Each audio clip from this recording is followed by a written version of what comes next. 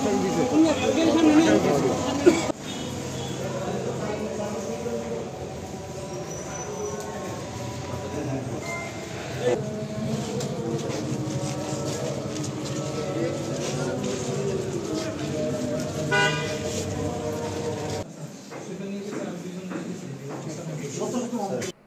সুরক্ষা অধ্যাদেশ 2025-এর একজন পলাতক আসামি, তার নাম রহিম উদ্দিন রাজু, বয়স 33। সে কানাইঘাট তার বাড়ি, কিন্তু সে বর্তমানে এই শহরে বসবাস করত। সে এই মামলার আসামি। তো এই বর্তমানে এই মামলার যে ভিকটিম, তার সাথে তার একটা ইলিসিট সম্পর্ক ছিল, আমরা পরবর্তীতে জানতে পেরেছি। তো গতকাল আমাদের এই অফিসার এবং ফোর্স যখন তাকে গ্রেপ্তার করতে যায় আপনাদের শহরের সাগর দিঘি পাড়া, তখন সে হুন্ডার উপরে ছিল। তো আমার পুলিশ কনস্টেবল প্রথম তাকে ধরে, পরবর্তীতে আমার সাব ইন্সপেক্টর ধরে। পিছনে ছিল আমাদের এসএমপির পুলিশ।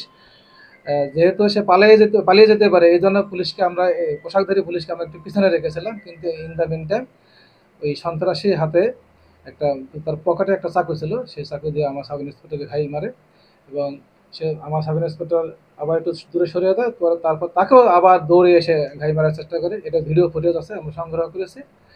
এবং তাকে রাত্রে আমরা অভিযান চালিয়ে আধুনিক তথ্য প্রযুক্তি যে সিস্টেমগুলো আছে, আমাদের পুলিশ হেডকোয়ার্টার, সিআইডি হেডকোয়ার্টার, তাদের তত্ত্বাবধানে এবং তাদের সহযোগিতা নিয়ে আমাদের সিলেট মেট্রো আর এই যে আসামি আছে তাকে আমরা জিজ্ঞাসাবাদ করতেছি। তার নামে শুধু এটাই না, তার নামে আর একাধিক মামলা আছে। আপনারা জানেন আমাদের একটা সোর্স আছে সরকারি অ্যাপ সিডিএমএস, সেখানে আমরা সার্চ দিয়ে দেখলাম তার নামে আরও 6টি ফৌজদারি মামলা আছে, সেটাও আমরা খতিয়ে দেখতেছি।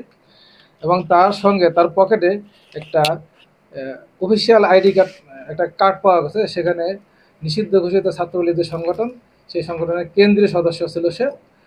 তার সেই কার্ড পাওয়া গেছে, সেগুলো আমরা বিষয়ে খতিয়ে দেখছি।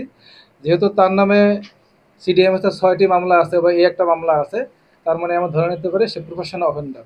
তার সাথে আমি কথা বলেছি, তার কথা, বাচনভঙ্গি, চলন বলন দেখে আমি বুঝতে পারি, আমি ক্রিমিনোলজি নিজে পিএইচডি করেছি, আমি বুঝতে পারি একজন আসামি বা সন্ত্রাসীর চোখ এবং তার চলন বলন কথা দেখলে সে কোন দিকে বলে আমি বুঝতে পারি, বোঝা যায় সে একজন প্রফেশনাল অফেন্ডার। উদাহরণের জন্য আমরা আমাদের প্রচেষ্টা অব্যাহত রেখেছি বা আশা করি সেটা উদ্ধার করতে পারবো। আমি নিজেও সেই জায়গায় ভিজিট করে এসেছি, সিসি ফুটেজ আমি দেখেছি, আমরা সেগুলো সংগ্রহ করব। পরবর্তীতে এর ফরেন্সিক করা হবে আমাদের সিআইডিতে, আপনারা জানেন, ফরেন্সিক করে যাতে আমরা সঠিকভাবে তথ্য প্রমাণ সহকারে আদালতে সোপর্দ করতে পারি এবং ন্যায় বিচার নিশ্চিত করতে পারি, সেই ব্যবস্থা নেব। একটা বিষয় বলতে চাই, সাংবাদিক ভাইয়ারা, আপনার রাজ্যের বিবেক, আপনারা দেখবেন, আইন শৃঙ্খলা বাহিনীর উপরে এই ধরনের ন্যাক্কারজনক হামলা কোনোভাবেই বরদাস্ত করা হবে না, সেটা বাংলাদেশে যেখানে হোক না কেন।